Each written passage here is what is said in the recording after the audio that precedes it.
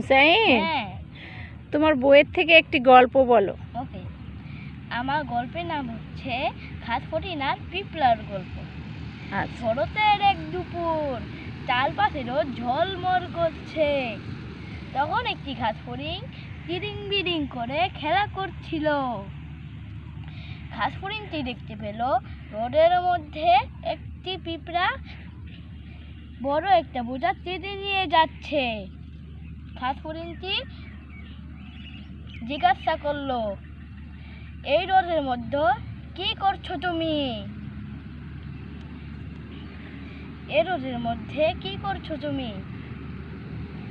পিঁপড়া বলল। ঘাস ফড়িং বললে, এসো আমরা এবার খেলা করি।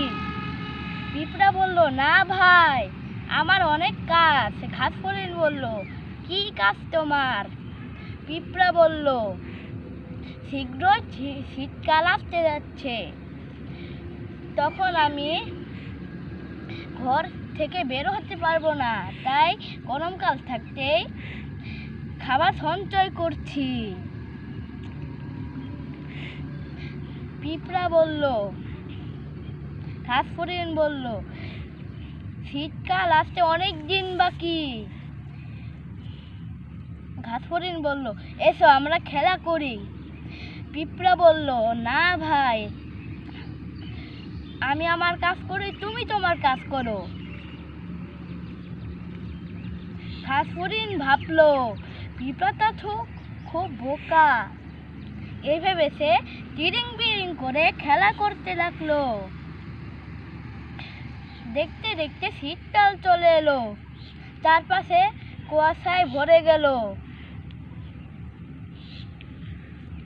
চারপাশে কুয়াশায় ভরে গেল। ঘাস ফড়িং আর খেলতেও পারে না, খাবার খুঁজেও পায় না। তখন সে পিঁপড়ার বাসায় গেল। ঘাস ফড়িং বলল, পিঁপড়া ভাই, আমার খুব ক্ষুধা পেয়েছে, আমাকে একটু খাবার দিবে? পিঁপড়া বলল, আমি আমার খাবার সঞ্চয় করেছি, তোমার খাবার তো সঞ্চয় করিনি। ঘাস ফড়িং বলল, আমার খুব ক্ষুধা পেয়েছে, প্লিজ একটু খাবার দাও। পিঁপড়া বলল, তুমি গরমকাল থাকতে খাবার সঞ্চয় করোনি কেন?